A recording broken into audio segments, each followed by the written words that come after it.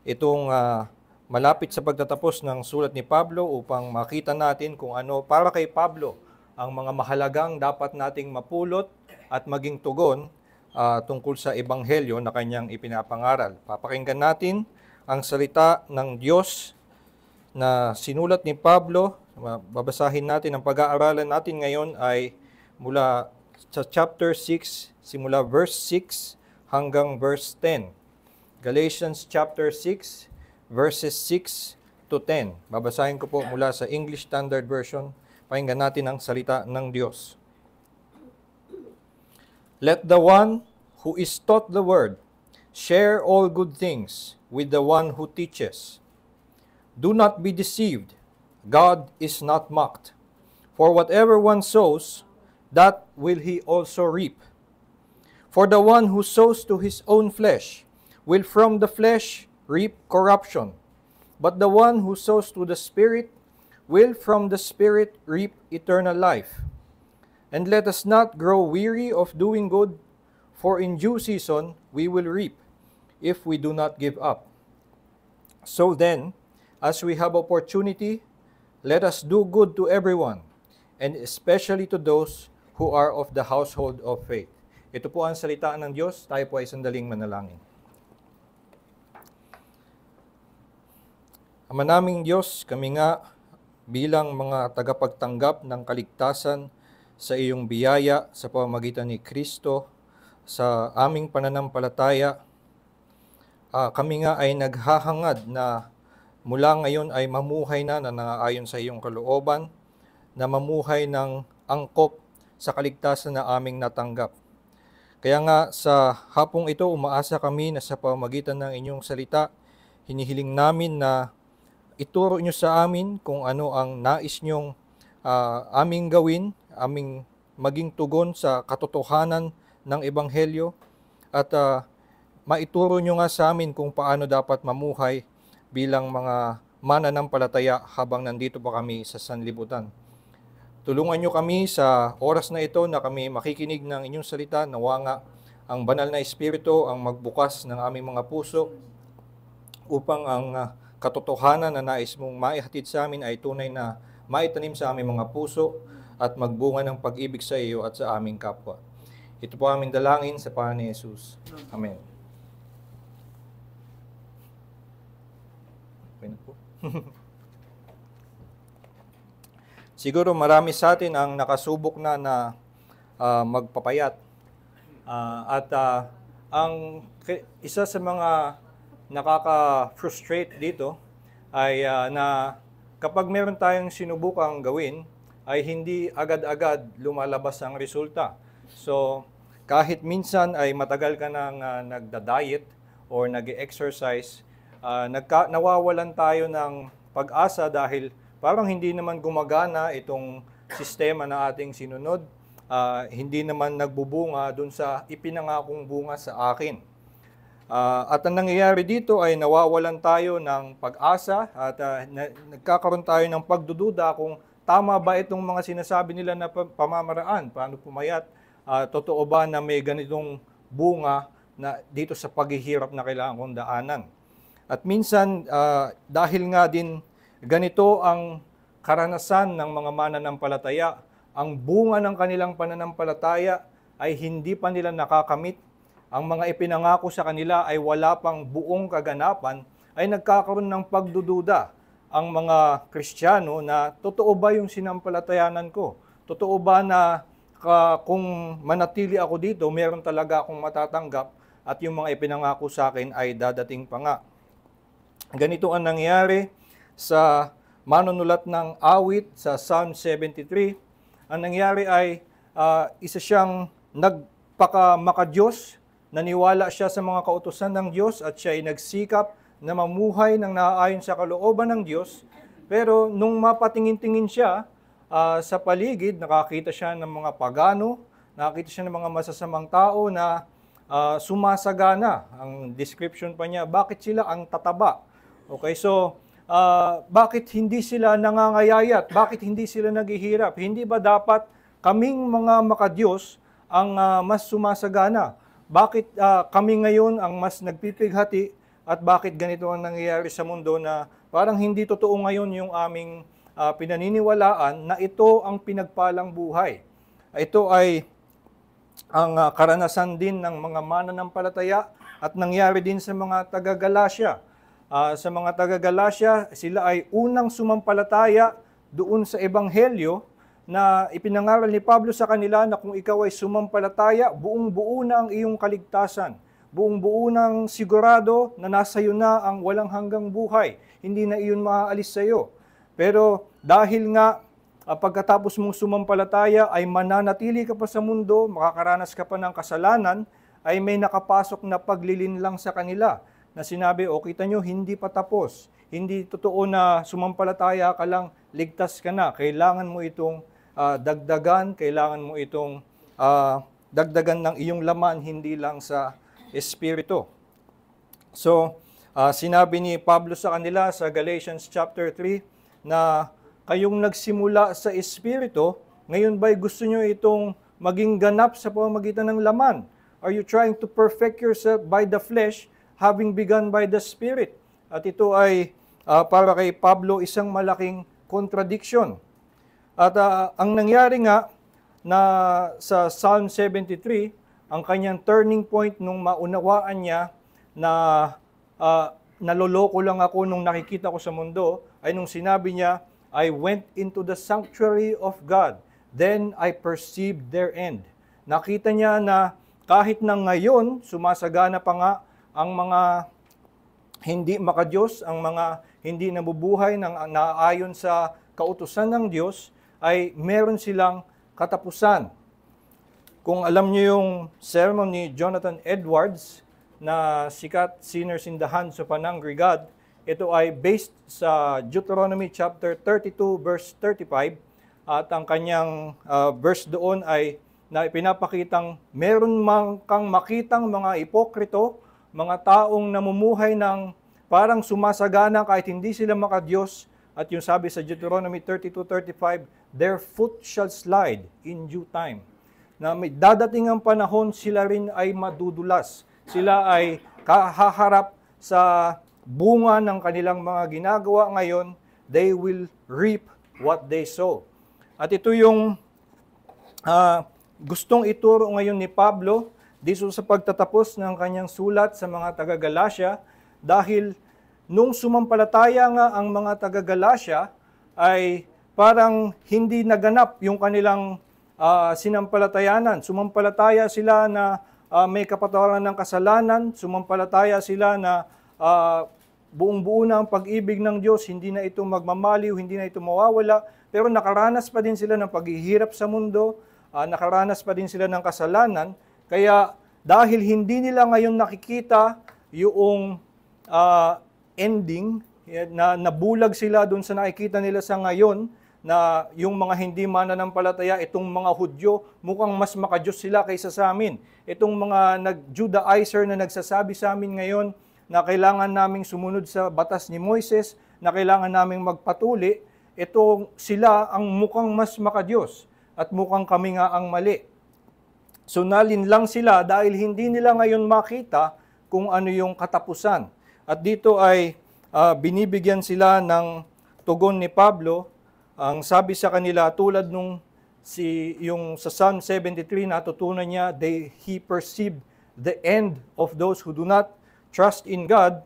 Dito sinasabi ni Pablo, do not be deceived. Huwag kayong malinlang, huwag kayong maloko na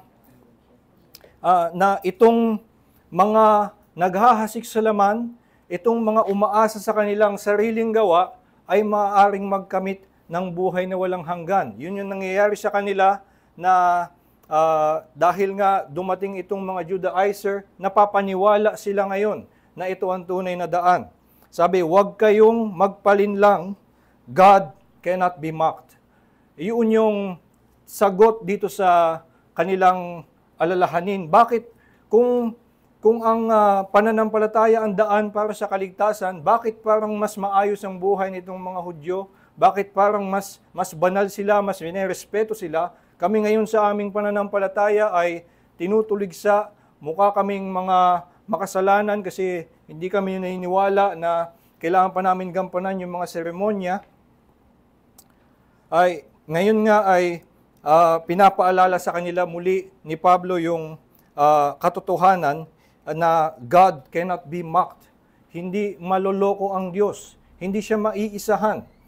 Itong mga naghahasik sa laman, ang kanilang aanihin pa rin ay kamatayan. God cannot be mocked dahil siya nga ay all-knowing, so walang makakaloko sa Kanya, walang makakaisa sa Kanya, at He is all-powerful. Yung mga nag-aasik sa laman, hindi nila pwedeng nakawin sa Diyos yung buhay na wala silang karapatan na anihin, sapagkat ang Diyos nga ay makapangyarihan, hindi nila maaagaw sa Diyos ang hindi ipinagkaloob sa kanila.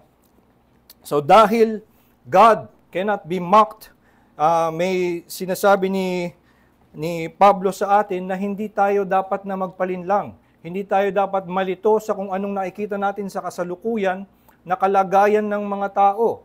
Makita natin na mga naghahasik sa laman, mukhang mas marangya sila sa amin, baka dapat sumunod ako sa kanila.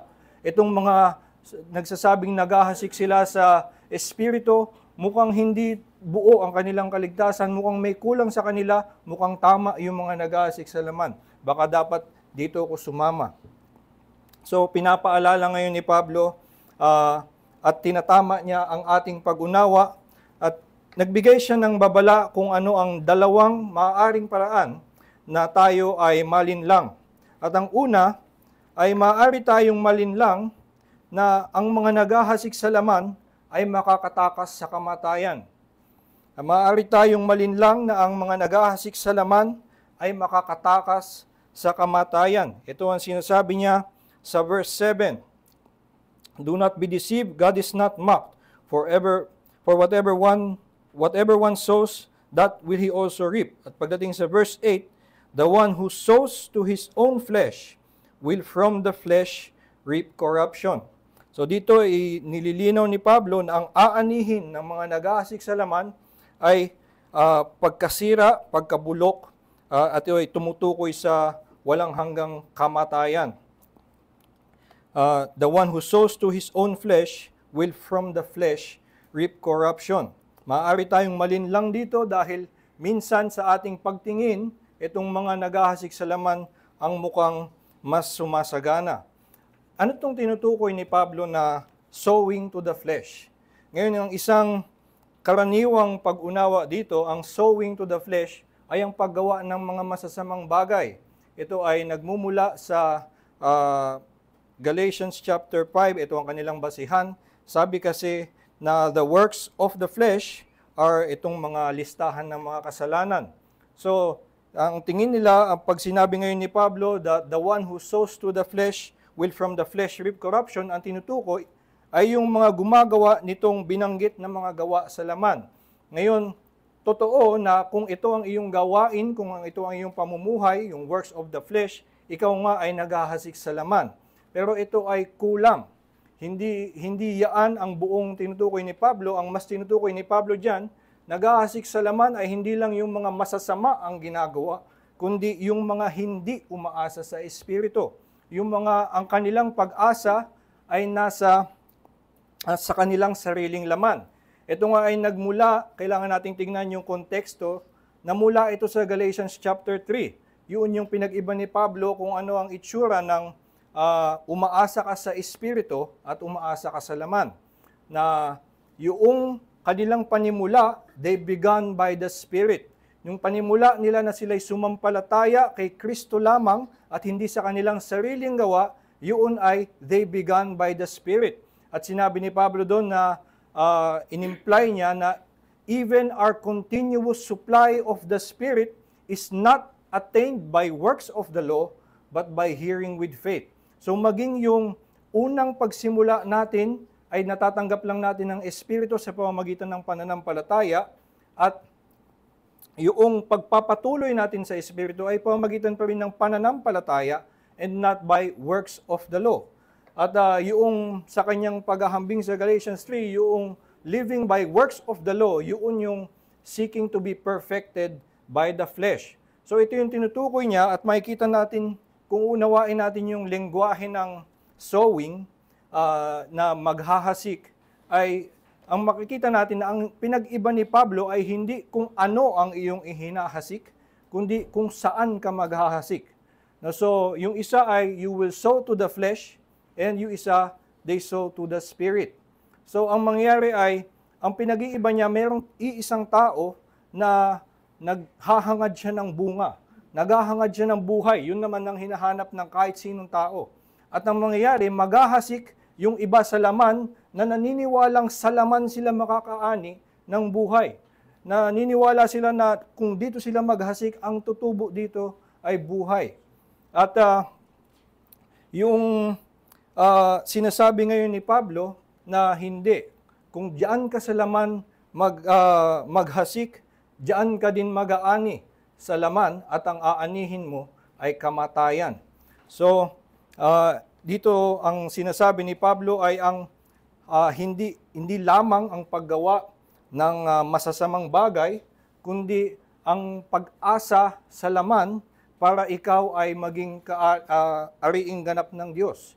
Ito ay isinasang-ayunan ng isa sa mga leading New Testament scholar, si Thomas Schreiner, na sinasabing ang tinutukoy dito na naghahasik sa laman ay ang lahat ng naglalagak ng kanilang pag-asa sa pagtutuli at sa pagtupad ng batas para sa kanilang kaligtasan. Yun yung mga naghahasik sa laman. Ito rin yung sinabi ni William Perkins, tinutukoy na the father of Puritanism, na sinasabi, all who are unregenerate are sowers to the flesh. So, sila man ay yung mga pinakadalubhasang pilosopo, pinaka-relihiyosong mga Katoliko na may anyo ng pagkamabuti, naghahangad na maging virtuous, so hindi sila ginagawa lang nila yung mga masasamang bagay, kundi sa itsura ng tao, sa ating pagtingin, mukhang mabuti ang kanilang pamumuhay. So, yung mga pilosopo,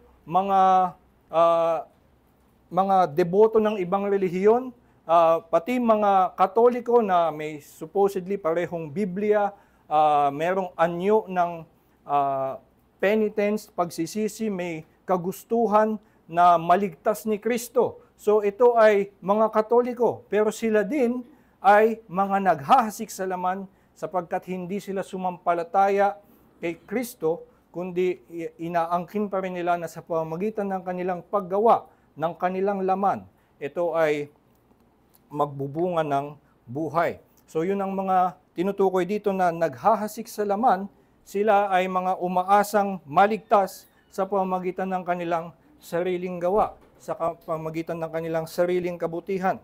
Sinasabi ngayon ni Pablo, mukha man na sila'y mas mabuti, mukha man na sila'y mas mabunga, mukha man na sila'y mas relihiyoso, ang aanihin nila ay kamatayan mula sa laman. Those who sow to the flesh will from the flesh reap corruption. Isa sa mga ginamit na application na ito ni Pablo sa kontekstong ito ay ang pagbibigay. Ginamit niya sa verse 6, binanggit niya, let the one who is taught the word share all good things with the one who teaches. Ngayon, bakit kaya ito biglang binanggit ni Pablo out of nowhere, wala masyadong context na bigla siyang nagsasabi na kailangang ang mga tinuturuan ay magbigay sa kanilang sa mga nagtuturo sa kanila. Ang isang maaaring at mukhang reasonableng dahilan bakit ito binabanggit ni Pablo ngayon ay na dahil nga ang sitwasyon sa Galacia ay naloko sila ng ibang mga pagtuturo. Ito yung nangyari na tinanggap nila ang tunay na pagtuturo mula kay Pablo, pero biglang may mga sumingit, may mga dumating na nagdala ng ibang pagtuturo, at ngayon sila ay kanilang, itong mga mali naman ng ebanghelyo na sinabi ni Pablo dapat ay sumpain, dapat na kanilang itakwil, ang ginawa nila ay pinakinggan nila, sinuportahan nila, at ngayon ay ginagalang nila at handa na silang sundin ang mga guro na ito. So, sinasabi ngayon ni Pablo na tama na susuportahan ang mga nagtuturo sa inyo, pero huwag kayong magpaloko. Itong mga naghahasik sa laman, itong mga dumadating sa inyo na magtuturo, binanggit niya sa verse 13, even those who are circumcised, tinutukoy niya dito yung mga false teachers na nanggugulo sa kanila. Verse 13, even those who are circumcised do not themselves keep the law, but they desire to have you circumcised, that they may boast in your flesh. So, itong kanilang gustong gawin lamang, kaya sila dumating dito, ay that they may boast in your flesh. At sinasabihan sila ni Pablo na kung yaan ang susuportahan nyo, kung yaan ang igagalang nyong pagtuturo, kung yan ang pagbibigyan nyo ng inyong salapi, gagalangin nyo at susundin nyong katuruan, sa totoo lang kayo'y naghahasik sa laman. Huwag kayong magpaloko, ang maghahasik sa laman ay mag-aani ng kamatayan. So ito yung konteksto ng kanyang pagsabi ng tungkol sa pagbibigay sa mga guro. Huwag niyong suportahan itong mga dumating na false teachers, bagamat merong general rule na magandang sundin ang pakinggan at igalang ang mga nagtuturo sa inyo, pero kung iba ang kanilang balita na ipinapangaral sa inyo, sabi sa Galatians 1, let them be anathema.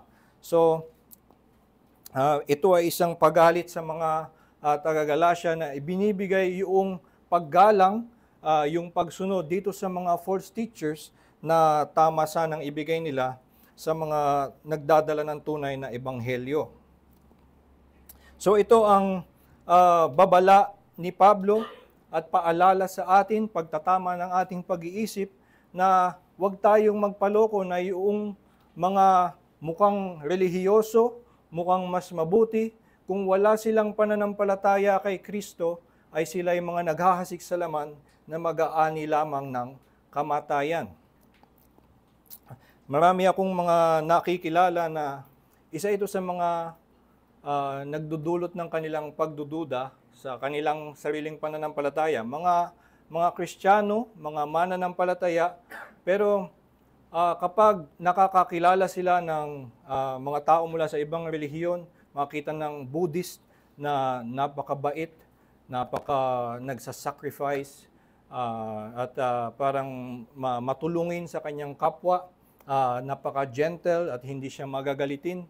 So, ang itsura ay mukhang itong taong to na wala namang espiritu ay mas mabunga kaysa sa akin. Pero ito nga ang sinasabi ni Pablo, huwag kang magpalinlang, ang mga naghahasik sa laman ay mag-aani sa laman ng kamatayan. Sila rin mukhamang mabuti, mukhamang mas relihiyoso, ang kahihinatnan niyan ay kamatayan. Ganon din ang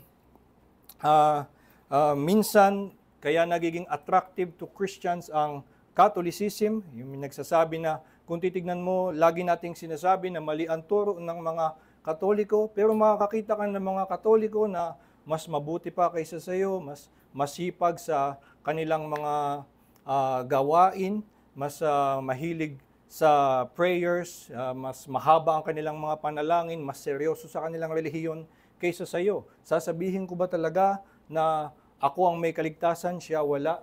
Ito nga ay panlilinlang. Ang itsura ng kabanalan, magmukhamang meron silang bunga, kung yan ay galing sa kanilang sariling laman at hindi sa espiritu, ang aanihin pa rin nila ay kamatayan. At ito nga ay sa totoo lang pagmamaliit sa tunay na bunga ng espiritu. Ang bunga ng espiritu ay hindi mukha lang o anyo lang ng kabanalan, kundi isang tunay na bunga, tunay na nakalulugod sa Diyos, na bunga ng pag-ibig, ng kaligayahan, at ito'y nagmumula lamang sa pananampalataya kay Kristo, na hindi sa pagdududa na ang Diyos ay mabuti sa akin, pagdududa na naggalit siya sa akin at kailangan kong galingan at butihan para siya'y umibig sa akin. Kung dito ka magsimula, ang kalalabasan ng iyong mga gawa ay hindi kabutihan, kundi ah, sa totoo lang pagmamataas. Pero sa pananampalataya, sa pagpapakumbaba, sa pagkilala na ikaw ay makasalanan at na si Kristo lamang ang nakatupad ng batas at na sa pamamagitan ng kanyang kamatayan, sa pananampalataya sa kanya, tayo rin ay makakatanggap ng buhay. Tayo nga ay nakakatanggap ng buhay. Tayo ay nabibigyan ng lakas, ng gana, ng sigla na gumawa ng mabuti para sa Diyos at tunay na kabutihan ang ibinubunga nito. So, itong pagiging deceived sa itsura ng kabanalan na nakikita sa mga hindi mananampalataya, na tinitingnan natin na mukhang sila ang mas tunay na ligtas, baka sila ay may tama din, baka mali itong pininiwalaan ko na si Kristo lang ang tanging daan. Yun ay sinasabihan nga ni Pablo, huwag kayong malinlang, ang naghahasik sa laman, kamatayan ang aanihin sa laman. Kaya nga ngayon sinasabi namin sa mga nandito na baka hindi pa sumasampalataya sa kaligtasan na pinangako ng Diyos, ito nga ang nais naming ibahagi sa inyo, huwag din kayong magpalinlang. Huwag niyong isipin na kung anumang sariling kabutihan ang nakikita niyo sa inyong sarili, kung anumang sariling kabutihan ang kaya niyong gawin na tingin niyo ay nakalalamang kayo maging sa mga kilala niyong mananampalataya, yan ay hindi pa rin sapat sapagkat hindi nyo nga maloloko ang Diyos. Ang batas ng Diyos ang kailangang tuparin at hindi nalamangan nyo lang ang mga mananampalataya. At sa batas ng Diyos ay hindi makatatayo ang kahit ano sa mga kabutihan na ipapakita mo sa Kanya. Ang tanging paraan lamang ay sumampalataya ka sa ginawa ni Kristo, sa Kanyang pagtupad sa batas at sa Kanyang pagbabayad ng kasalanan. Kaya binabahagi namin sa inyo na kung ikaw ay sumampalataya din dito, ay makakatanggap ka nga ng kaligtasan. At para nga sa mga mananampalataya, ito nga ay sulat ni Pablo sa mga mananampalataya na sinabing huwag tayo magpalinlang. Kung tayo ay naniwala na kay Kristo, meron tayong buong katwiran, kaligtasan at walang hanggang buhay, huwag tayong magpalinlang sa mga magsasabi sa atin na kulang yung pagsampalataya nyo, kulang yung ebanghelyo na hinawakan nyo, kailangan nyong dagdagan ng inyong sariling paggawa. Kailangan nyo ngayong tapusin, lamangan, gawing perpekto sa pamamagitan ng pagtupad nyo ng batas. Hindi tayo dapat magpalinlang sapagkat nga hindi natin maiisahan ng Diyos. Hindi tayo makakalampas sa Kanyang paghahatol ayon sa Kanyang batas, maging ang mga gagawin nating kabutihan pagkatapos nating maligtas ay may bahid pa rin ng kasalanan. Ngayon sa mga niligtas, tatanggapin ito ng Diyos sa Kanyang biyaya kay Kristo. Kaya siya ay sa Kanyang biyaya ay handang magbigay ng pagpapala maging sa mga gawa natin na may kasalanan. Pero hindi natin dapat isipin na ang mga gawa na ito, ang mga gantimpala at pagpapala na binibigay ng Diyos ay dahil sa kabutihan ng iyong ginawa, kundi ito'y binibigay lang ng Diyos sa Kanyang biyaya. So ito ang unang sinasabi sa atin ni Pablo, ang paghahasik sa laman ay hindi maaari na makapag-ani ng buhay mula sa Espiritu. Pero may isa pang sinasabi si Pablo na maaari tayong ma-deceive, maaari tayong malinlang, at yun ay na kung ikaw ay naghahasik sa Espiritu, ay maaaring mawala sa iyo ang buhay.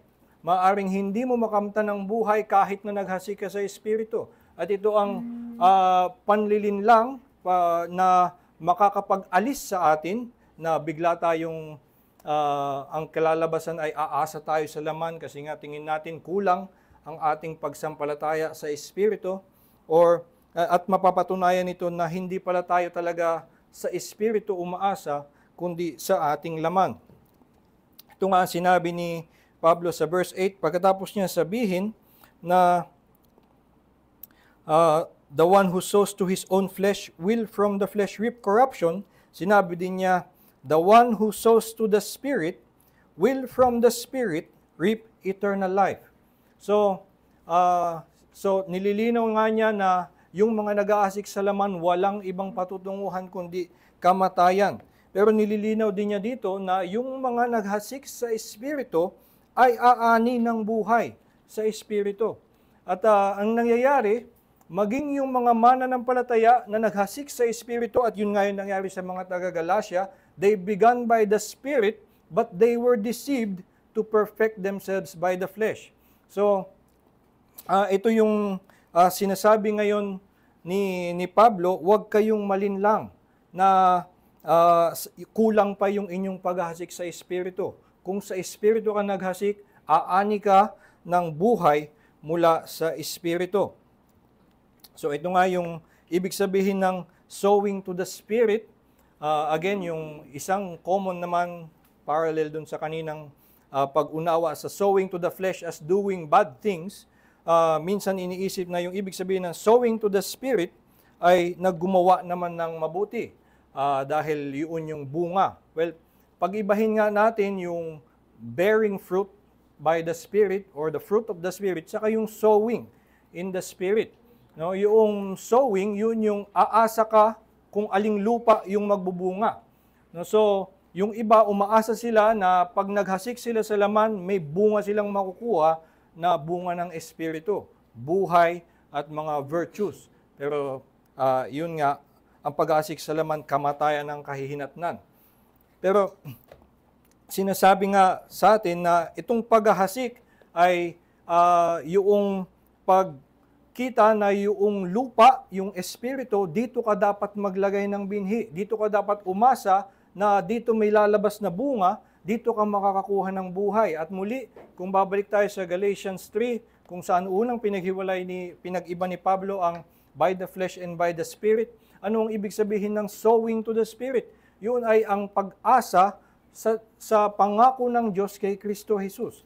Na ang una mong pagtanggap sa Espiritu, paano mo makuha ang lahat ng kanyang continuous supply from beginning to end by hearing with faith and not works of the law.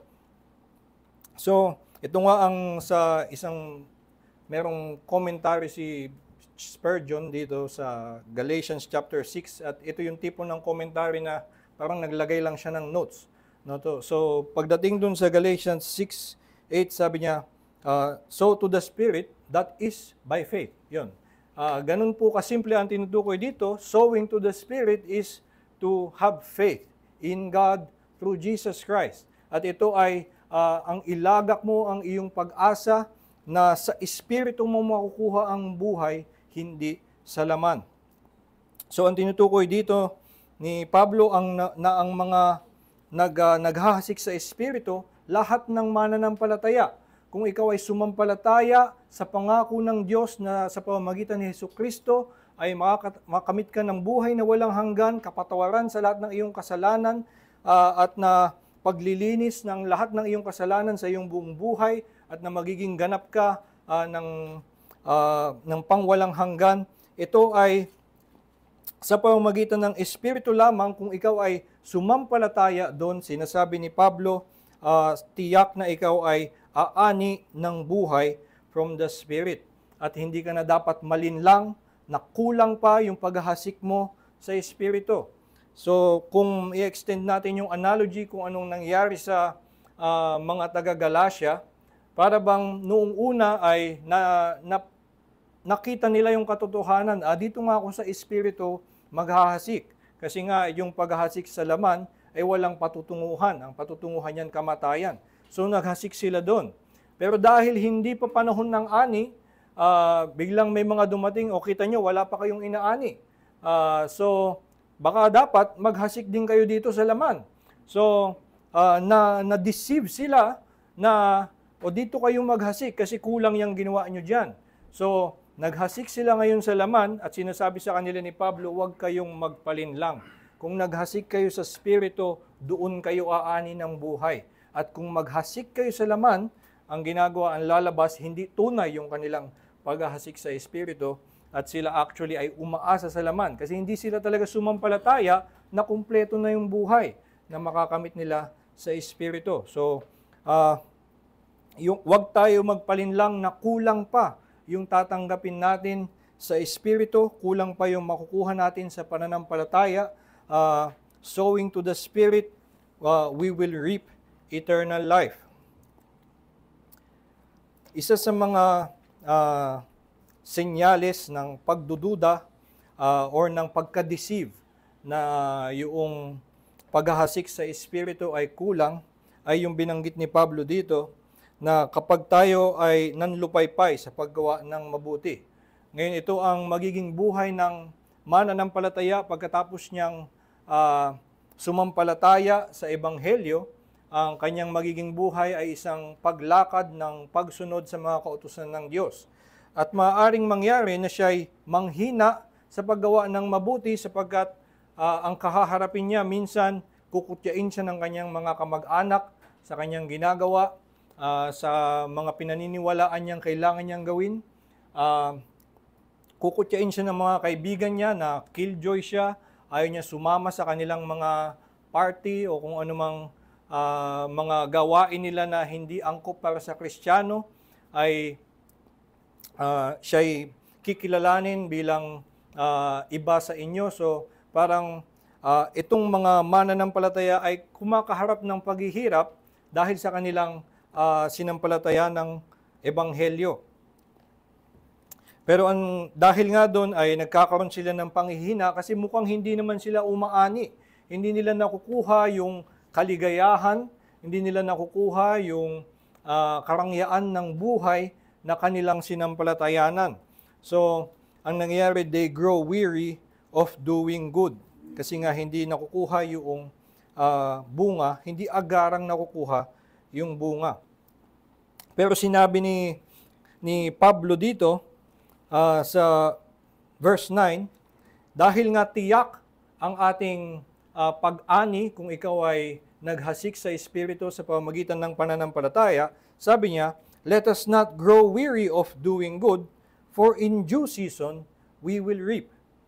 So, pinapakita niya na itong katiyakan na tayo ay mag-aani ay isang motibasyon para sa atin na hindi manghina sa paggawa ng mabuti.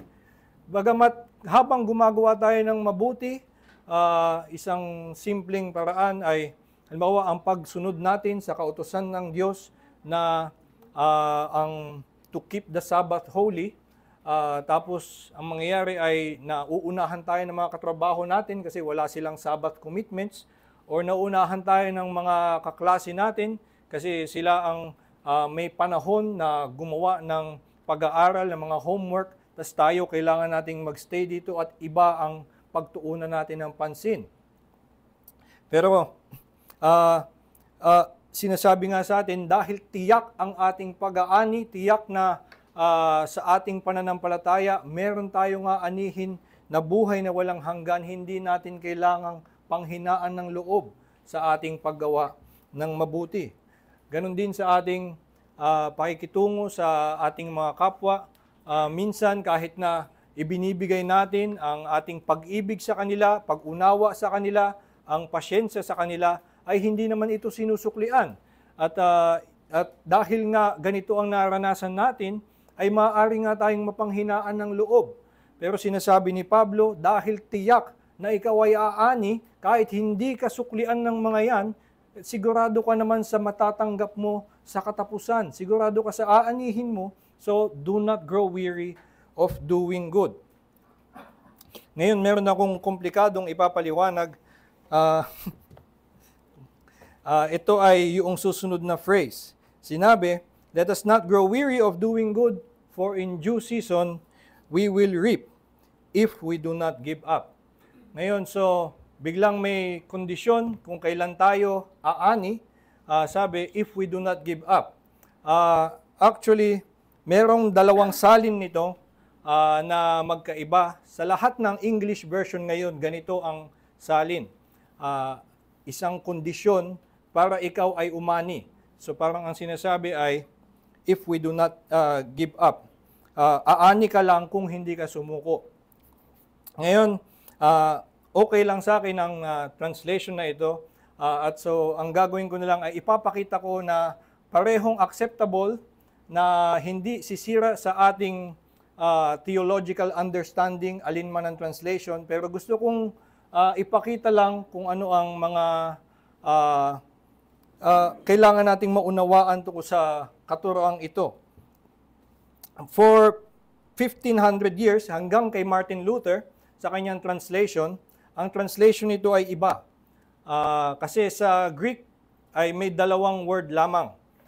Hindi siya, ito ay if we do not give up, 1, 2, 3, 4, 5, 6 words.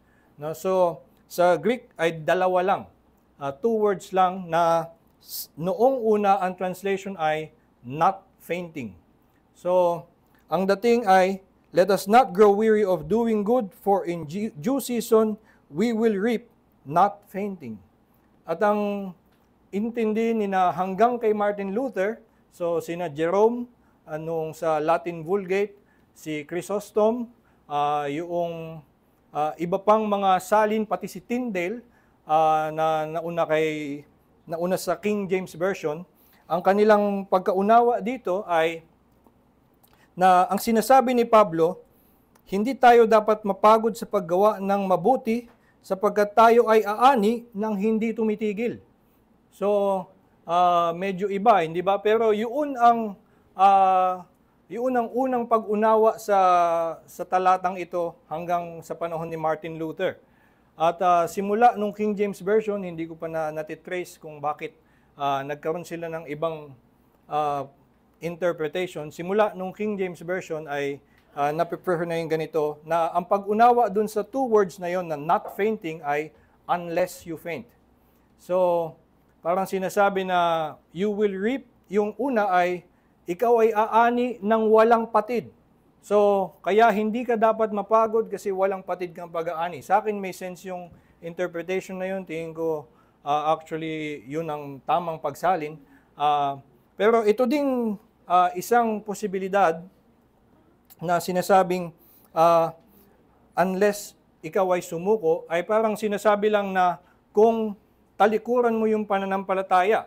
Kasi nga, sa pananampalataya, umaasa ka na yung hinasik mo sa Espiritu ay aani ka ng buhay. So, kaya hindi mo kailangan manlupaypay sa paggawa ng mabuti kasi tiyak ka sa iyong pananampalataya na aani ka pa rin kahit ano pang kaharapin mo ngayon. Pero kung ikaw ay sumuko, ibig sabihin tinalikuran mo ang iyong pananampalataya, kung ikaw ay nawalan ng pag-asa, nawalan ng pananampalataya, if you faint, if you give up, tinalikuran mo ang iyong pananampalataya. At para bang kaya ibig sabihin nun, parang hindi ka tunay na sumampalataya sa Espiritu. In any case, ang ibig sabihin nito ay na sa katiyakan ng ating pag-aani, dahil tayo ay naghasik sa Espiritu sa pamamagitan ng pananampalataya, ay meron tayong malakas na motibasyon na magpatuloy sa paggawa lamang ng mabuti. Kahit na ang kinakaharap natin ngayon ay pagtuligsa, pagkontra sa atin, pagkukutya ng mga kaaway o minsan maging ng ating mga kamag-anak o kaibigan, ay dahil tiyak tayo sa ating pananampalataya na tayo ay aani, ay handa tayong harapin ang paghihirap na yan at magpatuloy lamang na gumawa ng mabuti. At nawa nga ay hindi natin talikuran ang pananampalataya na ito. Huwag natin sukuan na isiping yung ating sinampalatayanan ay mukhang hindi magbubunga kaya aalis na lang ako. Huwag tayong mawalan ng pananampalataya na yung ating inasahan na pangako ay hindi tutuparin ng Diyos.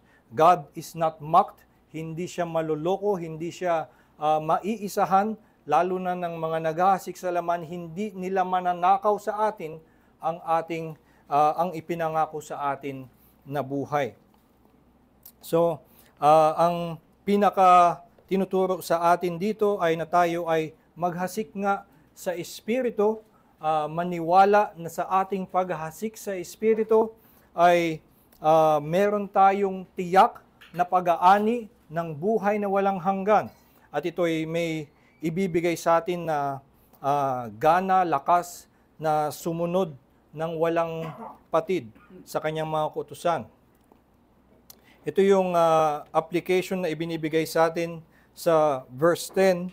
Sabi, so then, dahil nga tayo ay aani, dahil tayo ay sigurado na in due season we will reap, as we have opportunity, let us do good to everyone. Na ito ay inuulit lang niya yung kanyang sinasabi na hindi natin kailangang pumili kung sino ang ating gagawa ng mabuti, na yung mga nagsusukli lamang sa atin ang ating bibigyan ng tulong o gagawan ng mabuti, dahil sigurado nga tayo sa ating aanihin, sa ating hinasik sa Espiritu. At pero sinabi din dito, and especially to those who are of the household of faith.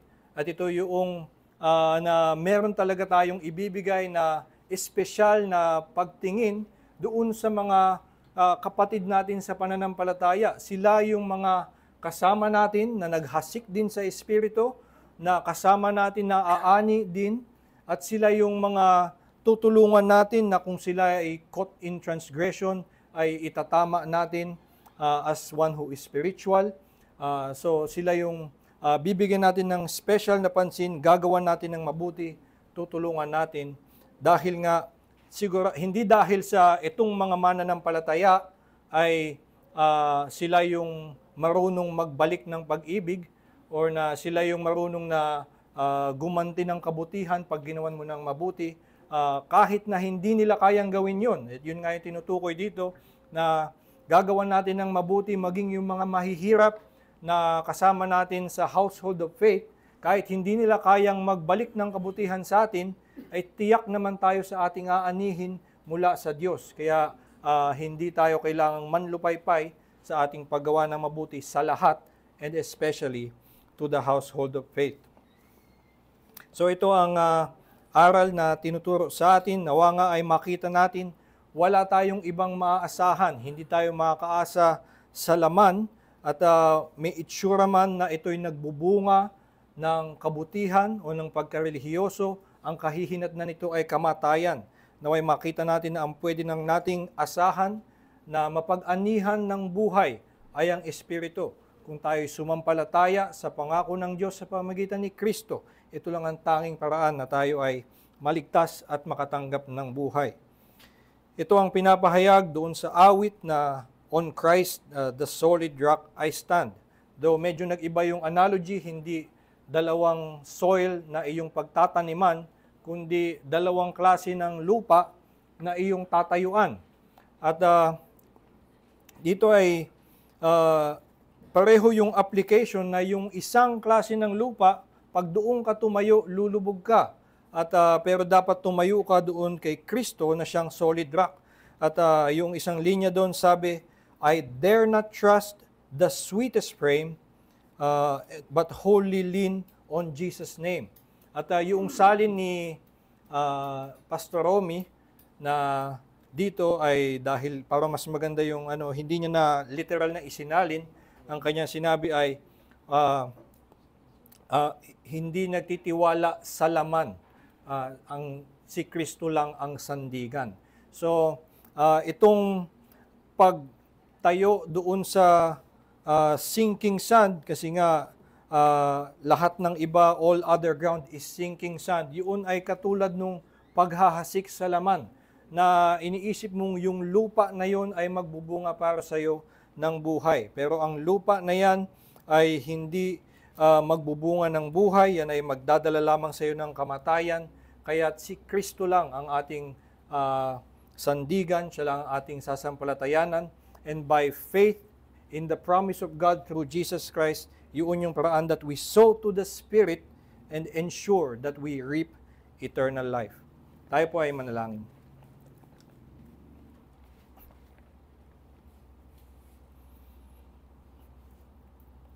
Ama naming Diyos, kami nga ay sumasampalataya sa iyong pangako na sa pamamagitan ni Kristo lamang ay siya lamang ang nakakapagbayad ng aming kasalanan, at siya lamang ang sapat na makatutupad ng iyong batas. Tulungan mo nga kami, Panginoon, na hindi maalis sa amin ang pananampalatayang ito, at kami ay hindi sana malinlang na ang aming pananampalataya ay may kulang pa, na kailangan namin itong dagdagan ng sarili naming pagkilos sa aming laman. Nawa nga ay makita namin na wala kaming ibang matitindigan, wala kaming ibang maaasahan, kundi si Kristo lamang. Tulungan mo kami, Panginoon, na sa araw-araw ng aming buhay na minsan ay nakakalimot kami sa aming mga narinig, na minsan ay masyado kaming natutuon sa kung ano ang aming kasalukuyang ginagalawan, ay nakakalimot kami sa mga spiritual na realidad na itinuturo mo sa amin.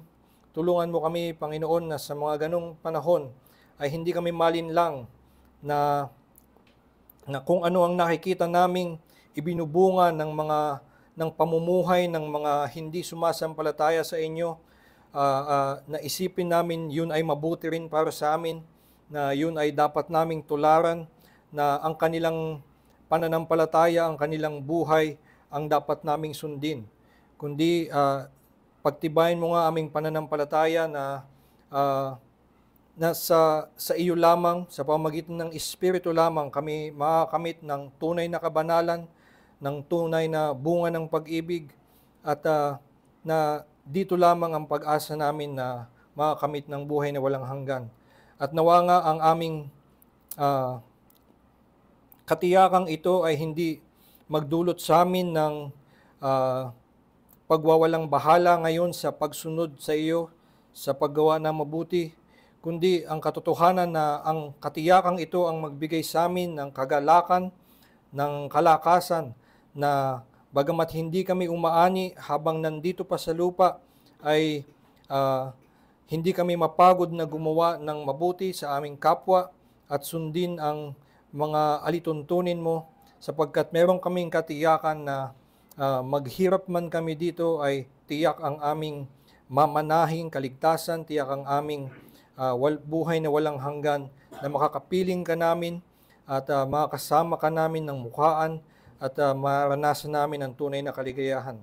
Kaya samahan mo kami, Panginoon, sa lahat ng aming gagawin, at sana ang Ebanghelyo ang maging malinaw sa amin, na si Kristo nga lamang ang kayang makapagligtas sa amin, at ang pananampalatayang ito ang dapat naming panghawakan sa lahat ng aming gagawin. Samahan mo pa kami sa buong araw na ito, at gamitin mo pa ang araw na ito ng kapahingahan upang lalo pang mapalalim sa amin ang katotohanan ng Ebanghelyo, upang sa mga darating na araw ay magbunga nga ng kaligayahan at kalakasan na sumunod sa iyo. Ito po aming dalangin sa pangalan ni Jesus. Amen.